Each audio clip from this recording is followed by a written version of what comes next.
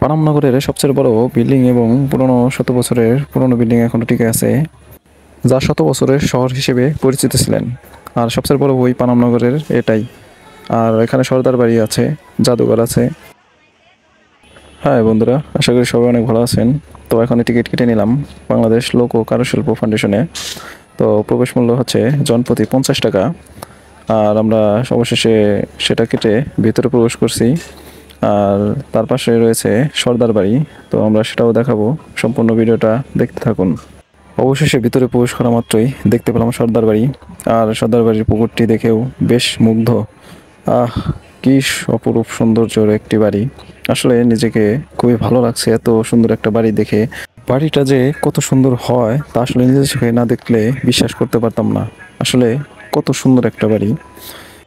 তখনকার আমলে যে সমস্ত বাড়ি কিংবা প্রাসাদ তৈরি করা হয়েছে, আসলে যদি আপনি নিজের চোখে না দেখেন অবশ্যই বিশ্বাস হবে না যে এত সুন্দর বাড়ি বাংলাদেশে বা কোথাও আছেন।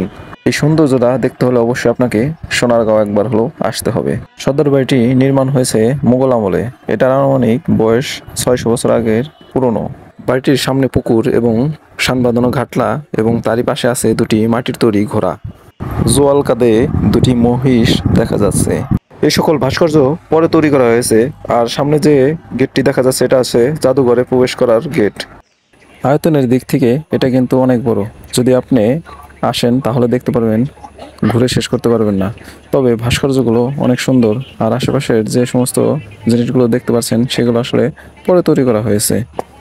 ঘুরে ঘুরে বৃষ্টি হচ্ছে, তবুও আমরা থেমে নেই, সামনের দিকে এগিয়ে চলছি। আর যতই বৃষ্টি হোক না কেন আমরা পুরো এরিয়াটা আজকে ঘুরে দেখব। দেখতেই পাচ্ছেন যে রিমঝিম বৃষ্টি শুরু হয়ে গেছে, তবুও আমরা সামনের দিকে এগিয়ে চলছি। আসলে কি বলবো, মোটামুটি ভালো করে ভিডিও করতে পারি নাই, কারণ বৃষ্টির কারণে ভিডিওটা ভালো আসে নাই। তবুও চেষ্টা চালিয়ে যাচ্ছি। হেঁটে চলছি এবং সামনে যে বিল্ডিংটি দেখা যাচ্ছে সেটা আসলে একটা মিউজিয়াম। তো আমরা সেটা দেখার জন্য যাচ্ছি। আর যে ভাস্কর্য দেখতে পাচ্ছেন এটা আসলে জয়নুল আবেদিনের ভাস্কর্য। তো নেক্সট ভিডিও পেতে সবাই সাথে থাকুন। ধন্যবাদ।